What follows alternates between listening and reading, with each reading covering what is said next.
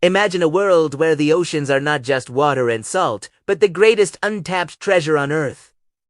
Not metaphorically, literally, a world where trillions of dollars in pure gold are dissolved beneath the waves, quietly circulating through the seas, waiting for the one invention capable of pulling them back into human hands. In the late 19th century, this was not science fiction. For some of the most educated, wealthy, and influential men in America, it was a scientific certainty. And for a brief, dangerous moment, it appeared that the key to unlocking that treasure had already been found. They were not fooled by a con artist in a cheap suit or a street corner hustler. They were persuaded by science, reassured by respectability, and disarmed by faith. What they could not see was that they were stepping into one of the most audacious and psychologically sophisticated frauds of the era, a scheme that proved how easily authority can replace evidence when greed and hope align. This is the story of Jernegan ese gold accumulator, and how an entire financial circle came to believe that God himself had solved the laws of chemistry. By the end of the 19th century, the world was intoxicated by scientific progress. Electricity was no longer a laboratory curiosity. It was illuminating city streets. Telegraph cables crossed oceans. New discoveries seemed to arrive every month, each one rewriting what humanity believed was possible. In that climate, bold claims no longer sounded absurd. They sounded inevitable. In 1872, British chemist Edward Sonstadt published research confirming something that had long been suspected. Seawater contains gold. Not nuggets, not veins, but microscopic particles dissolved in every ton of ocean water. Other respected scientists soon confirmed his findings. Archibald Liversidge, in Australia, reached similar conclusions, as did researchers in Germany and France. The numbers varied, but the implication was staggering. If gold was everywhere in the sea, then the oceans represented the largest gold reserve on the planet, far exceeding all known mines combined. There was only one problem. No one could extract it economically. The concentration was too low. The chemical processes required were expensive, slow, and inefficient. For every dollar of gold recovered, several more were lost in materials, labor, and time. The ocean, it seemed, was a vault without a key. And then, in 1896, a man appeared claiming that the key had been revealed to him. Prescott Ford Jernegan was not a chemist. He was not an engineer. He held no patents, published no papers, and possessed no formal scientific credentials. What he did have was something far more powerful in that era: unquestioned moral authority. Jernegan was a Baptist minister in Middletown, Connecticut, soft-spoken, deeply religious, and widely respected. His reputation was that of a man who lived modestly, preached sincerely, and had nothing to gain from deception. When Jernegan approached jeweler Arthur Ryan with an extraordinary claim, he did not present equations or laboratory data. He presented a revelation. According to Jernegan, God himself had shown him how to extract gold from seawater cheaply, cleanly, and in vast quantities. The method, he said, had come to him not through study, but through divine insight. This was not a weakness in his story. It was its strength. In a society where religion and respectability were deeply intertwined, a clergyman did not need to prove his honesty. It was assumed. Questioning him did not feel like skepticism, it felt like impiety. Jernegan understood this instinctively. He positioned himself not as a salesman, but as a reluctant messenger, entrusted with knowledge too important to ignore. And then he revealed the device. Jernegan called it the gold accumulator. At first glance, it was almost disappointingly simple. A wooden box, perforated so seawater could flow freely through it. Inside, a shallow tray filled with mercury mixed with what Jernegan described only as a secret compound. A thin wire connected the tray to a small battery, supplying a low electrical current. The explanation was elegant, almost poetic. When electrified, the mercury would act as a selective magnet, attracting gold particles while ignoring everything else in the water. Lower the box into the ocean overnight, Jernegan claimed, and by morning the mercury would be infused with gold. To modern ears, the description sounds vague. Conveniently so. But in the 1890s, electricity itself still felt magical. Few people truly understood how it worked. Fewer still could confidently say what its limits were. Jernegan didn't need to explain everything, he only needed to explain enough. Then came the masterstroke. Instead of insisting on controlling the experiment, Jernegan did the opposite. He told Arthur Ryan that he would not even be present during the test. Ryan could choose the location. Ryan could supervise the deployment. Ryan could inspect the device before and after. Jernegan would simply provide the accumulator and step aside. This single decision dismantled skepticism more effectively than any technical demonstration could have. By relinquishing control, Jernegan gave Ryan the illusion of independence. Ryan was no longer a potential victim. He was an investigator, a witness, a man verifying the truth for himself. In February of 1897, on a cold, isolated pier in Providence, Rhode Island, the test was conducted. Ryan and several associates lowered the wooden box into the dark Atlantic waters, securing it beneath the pier. The winter air was bitter. The sea was rough. Throughout the night, they waited in a small shack at the end of the dock, watching, discussing, calculating. If the device worked, even modestly, the implications were almost impossible to grasp. At dawn, they pulled the accumulator from the water. Inside the mercury tray, unmistakable flecks of gold glimmered in the pale morning light. There was no sleight of hand, no hidden compartment, no substitution during the night. The gold was real. An SAR later valued it at $4.50, a modest sum on its own, but utterly irrelevant compared to what it represented. Because this was not about a single box. It was about scale. If one box could produce that much gold in a single night, then 10 boxers could produce 10 times as much. 100 boxers, 100 times more. Thousands of boxers, operating continuously, could theoretically extract unimaginable wealth from the sea itself. The ocean was no longer a vault. It was an open account. Arthur Ryan was convinced. And he was not alone. What no one present that morning understood was that the gold they were celebrating was not proof of a breakthrough, but the opening move of a far larger deception. A deception that would soon spread beyond private tests and quiet investments, drawing in powerful backers, institutional trust, and national attention. The accumulator had passed its first trial. The believers were multiplying, and Jernegan was about to take his miracle to the next level, where the stakes and the consequences would be far higher. The experiment in Providence did not remain a secret for long. In financial circles across Boston and New York, word began to spread quietly at first, then with growing urgency. A clergyman had done what chemists and engineers had failed to do. Gold had been pulled from the sea. Not theoretically, not on paper. Physically verified.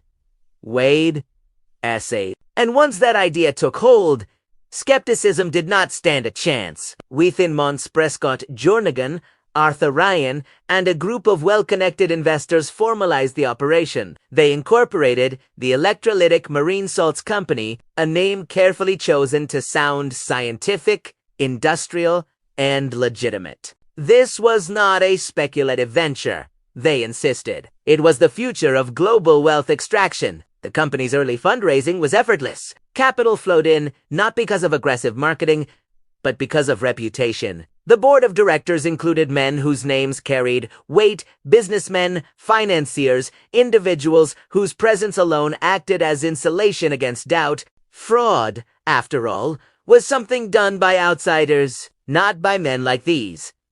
What the company was selling was not a machine. It was inevitability. To house their grand operation, they selected a location that appeared both practical and inspired. Lubec, Maine.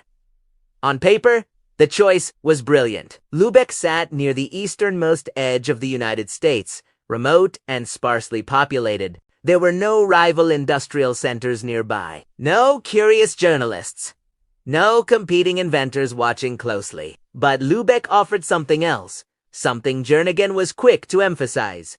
The tides, few places on Earth, experienced tidal movement as dramatic as the waters near Lubec. Twice a day, the sea rose and fell by more than 20 feet. According to Jernegan, this natural surge would act as a massive hydraulic pump, forcing immense volumes of seawater through the gold accumulators without the need for costly mechanical systems. Nature itself, he claimed, would do most of the work. Construction began quickly. What rose along the shoreline was no modest workshop, but a serious industrial complex. Buildings of steel and timber, dock structures extending into the water, storage facilities, offices, housing for workers. Hundreds of men were hired. From the outside, it looked like the birth of a new extractive industry. Inside, secrecy was absolute. Only 2 men had direct access to the mercury trays where the gold was supposedly collected: Prescott Jernegan, the public face, and Charles Fisher, his assistant. Fisher was a quiet, almost invisible figure, rarely photographed, rarely quoted, rarely mentioned. He avoided investors, declined interviews, and remained physically close to the machinery at all times. To outsiders, Fisher was merely the technical mind behind the operation, the man who understood the device while Jernegan handled investors and the press. In reality, Fisher was far more than that. He was the operational center of the entire scheme, the one person without whom the illusion could not function. Production began soon after the facility became operational, and according to the company's reports, the results were extraordinary. Day after day, the electrolytic marine salts company announced steady output, approximately $145 worth of gold per day. Not a fortune yet, but proof. Proof that the system worked. Proof that scale was the only missing ingredient, and scale required money. The decision to take the company public was framed as an opportunity, not a necessity. Shares were initially offered at $33. Demand was immediate. Within weeks, fueled by glowing reports, investor enthusiasm, and the intoxicating logic of exponential returns, the stock price surged. $50, $75, $100, $150. Men who had spent decades building conservative portfolios abandoned caution entirely. Houses were mortgaged. Other investments liquidated. Everything was redirected into electrolytic marine salts. No one wanted to be the man who hesitated while others secured a claim on the ocean itself. Fear of missing out was not a concept yet, but its effects were already fully understood. The company opened a lavish office in Boston, polished wood, heavy furniture, gold accents deliberately chosen to reinforce the narrative. Investors were welcomed not as speculators, but as partners in a historic transformation. The tone was not excitement, but confidence. Not possibility, but destiny. What made the illusion nearly unbreakable was how carefully trust was engineered. The company published regular bulletins detailing production figures. Physical gold bars were displayed as evidence, real metal, tangible, and undeniable. Selected investors were invited to visit the Lubeck facility. They were shown the buildings, the workforce, the infrastructure. They were allowed close enough to see activity, but never close enough to examine the submerged machines themselves. Every layer of transparency was carefully curated. Nothing shown was fake. The gold was real. The factory existed. The employees were paid. The output numbers appeared consistent. In the world of finance, gold is the final argument. If you can put it on the table, most questions stop being asked. But what no investor realized was that the most important part of the operation was not happening inside the factory walls, nor inside the accumulators themselves. It was happening beneath the surface, out of sight, where no visitor was ever allowed to look. And there, hidden behind, secrecy, silence, and absolute control, was the mechanism that made the entire empire possible, a mechanism that would soon transform this miracle into a scandal. Because the gold of Lubeck did not come from the sea, and once that truth surfaced, everything built on it would begin to collapse. By the summer of 1898, the electrolytic marine salts company stood at what appeared to be the peak of inevitability. Expansion plans were already being drafted. New installations along the East Coast, larger facilities, more accumulators. The ocean, investors were told, was only beginning to reveal its generosity. And then, without warning, the miracles stopped breathing. In July of that year, Prescott for Jernegan failed to appear at the Boston office. At first, this raised little concern. Jernegan was known to travel frequently. Business, sermons, meetings with investors, a man with many obligations. One missed appearance meant nothing. But by the following day, questions began to surface. Charles Fisher was also missing. No letters. No explanations. No instructions left behind. Phone calls went unanswered. Telegrams returned without reply. At first, there was confusion. Then unease, and slowly, almost imperceptibly, doubt began to seep into a place where it had never been allowed before. Why would a man of God abandon his creation at the moment of its greatest success? The answer arrived not in words, but in silence. Within days of their disappearance, something remarkable happened in Lubeck. Or rather, something failed to happen. The gold accumulators were lowered into the water as they had been every day before. The tides surged. The currents flowed. The machines were retrieved. And there was nothing. No flakes. No residue. No glimmer of promise. Only dirty mercury and strands of seaweed clinging to the trays. The next day produced the same result. And the day after that, the machines that had once seemed almost alive now returned empty, lifeless, mute. The miracle had evaporated. Panic did not explode immediately. At first, managers assumed a technical malfunction. Perhaps a calibration issue. Perhaps the tides had shifted. Perhaps something minor needed adjustment. Engineers were summoned. Chemists consulted. Specialists arrived from Boston and New York to examine the equipment. What they found was not a failure of technology. It was the absence of magic. The more they examined the accumulators, the clearer the truth became. There was no mechanism capable of selectively extracting gold from seawater. No chemical reaction. No electrical process. Nothing that could justify even a fraction of the reported output. The entire operation, it seemed, had only functioned while two men were present. And once that realization took hold, the final layer of the illusion collapsed. The truth, when uncovered, was devastating in its simplicity. Charles Fisher, the quiet assistant, the man who avoided attention and rarely spoke, was not merely a technician. He was a professional diver. Highly trained, experienced, capable of operating underwater for extended periods without detection. During the original test in Providence, while Arthur Ryan and his associates believed they were alone on the pier, Fisher was already in the water, hidden by darkness, encased in a diving suit. Moving silently beneath the surface, he swam to the wooden box, opened it, removed the ordinary mercury, replaced it with a prepared mixture seeded with real gold flakes. Then he sealed it again and vanished into the night. When the box was retrieved the next morning, the gold was genuine. The test was real, and the deception was complete. In Lubeck, the performance became industrialized. Fisher did not extract gold from the sea.